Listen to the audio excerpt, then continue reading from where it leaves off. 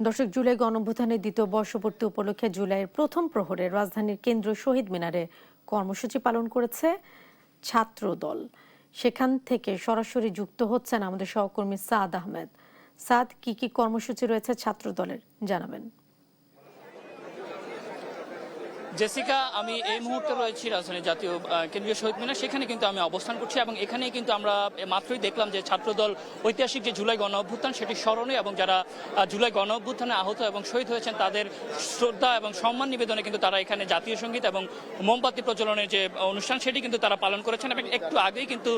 মোমবাতি প্রজ্বলনের যে অনুষ্ঠানটি সেটি কিন্তু শেষ হয়েছে এবং এখন আপনারা দেখছেন অনেকের হাতে কিন্তু মোমবাতি জ্বলছে এবং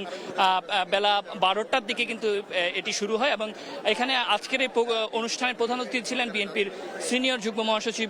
রুহুল কবির রিজভী এবং তিনিও কিন্তু এখানে যে মোমবাতি প্রজ্বলন সেটির আগে কিন্তু তিনি বক্তব্য রেখেছেন এবং তিনি যেটি বলেছেন যে এখনো কিন্তু ফ্যাসিস্টের ভগ্নাংশ কিন্তু এদেশে রয়ে গেছে এবং তারা কিন্তু নানাভাবে দেশকে অস্থিতিশীল করার চেষ্টা করছে, তাদের বিরুদ্ধে সজাগ থাকার আহ্বান কিন্তু তিনি জানিয়েছেন এবং সেই সঙ্গে এর আগে কিন্তু এখানে যারা জুলাই গণঅভ্যুত্থানে শহীদ হয়েছেন তাদের স্মরণে কিন্তু জাতীয় সঙ্গীত পালন করা হয়েছে। জাতীয় সঙ্গীত সবার কিন্তু সম্মিলিত কণ্ঠে সবাই জাতীয় সঙ্গীত গেয়েছেন এবং এখানে কিন্তু আমরা দেখেছি যে শুরু থেকেই ছাত্র দলের যারা কেন্দ্রীয় নেতৃবৃন্দ তারা কিন্তু এখানে উপস্থিত ছিলেন এবং ছাত্র দলের যারা কেন্দ্রীয় নেতারা তাদের কণ্ঠেও কিন্তু তারা যেটি বলছেন যে জুলাই আসলে বাংলাদেশের ইতিহাসের যে অন্যতম অংশ সেটিকে বরাবরই কিন্তু তারা স্মরণে রাখবেন। সেই সঙ্গে জুলাই গণঅভ্যুত্থানের এই ত্যাগ বা এই কৃতিত্ব কিন্তু সবার, সেই সঙ্গে যারা এই জুলাই গণঅভ্যুত্থানে অংশীজন রয়েছেন তাদের মধ্যে যাতে ঐক্য বজায় থাকে সেই আহ্বানটি কিন্তু তারা জানিয়েছেন এবং তারা বলছেন যে তারা এবারে জুলাইকে নিয়ে কিন্তু 36 দিনের একটি পরিকল্পনা কিন্তু তারা গ্রহণ করেছেন এবং ধাপে ধাপে কিন্তু আজকে এটির সূচনা হলো এবং গত বছর আমরা দেখেছি যে গতবারও কিন্তু এই কেন্দ্রীয় শহীদ মিনারে তারা এই মোমবাতি প্রজ্বলন এবং জাতীয় সঙ্গীতের আয়োজন কিন্তু তারা করেছিলেন এবং সেই সঙ্গে এবারও কিন্তু তারা এই আয়োজনটি করেছেন এবং তারা আরও যেটি বলছেন যে 36 দিনের একটি পরিকল্পনা কিন্তু তারা গ্রহণ করেছে এবং এই 36 দিন কিন্তু তাদের নানা কর্মসূচি কিন্তু তারা পালন করবে এমনটি কিন্তু তারা বলেছেন। সেই সঙ্গে আমরা দেখেছি যে এখানে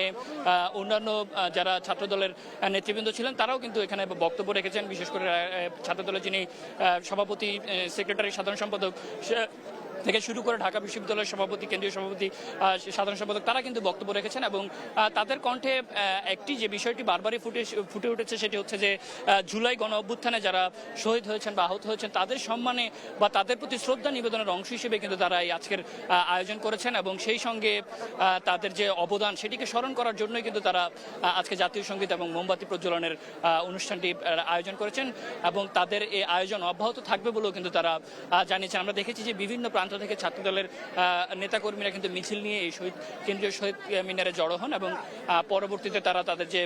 অনুষ্ঠানগুলো ছিল জাতীয় সঙ্গীত বা মোমবাতি প্রজ্বলন সেখানে কিন্তু তারা অংশগ্রহণ করেন এবং রাত 12টার দিকেই কিন্তু অর্থাৎ প্রথম প্রহরে, জুলাইয়ের প্রথম প্রহরেই কিন্তু তারা এই মোমবাতি প্রজ্বলনের মাধ্যমে জুলাই গণ অভ্যুত্থানে যারা শহীদ কিংবা আহত হয়েছেন তাদেরকে কিন্তু তারা স্মরণ করেছেন এবং এই মুহূর্তে আমরা দেখেছি যে মোমবাতি প্রজ্বলন শেষে তারা কিন্তু আনুষ্ঠানিকভাবে অনুষ্ঠানটি সম্পন্ন করেছেন এবং এই মুহূর্তে আমরা দেখছি যে যারা জুলাই গণ এবং এই মুহূর্তে আমরা দেখছি যে অনুষ্ঠান শেষে ছাত্রদলের যারা নেতাকর্মীরা রয়েছেন তারা কিন্তু এই কেন্দ্রীয় শহীদ মিনারের যে প্রাঙ্গণ সেটি কিন্তু ত্যাগ করছেন এবং তারা যেটি বলছেন যে তাদের পরবর্তী যে কর্মসূচি সেগুলি কিন্তু তারা আনুষ্ঠানিকভাবে জানিয়ে দিবেন এমনটি কিন্তু তারা বলছেন। তো এই ছিল রাজধানীর কেন্দ্রীয় শহীদ মিনার থেকে আমার কাছে সবশেষ পরিস্থিতি।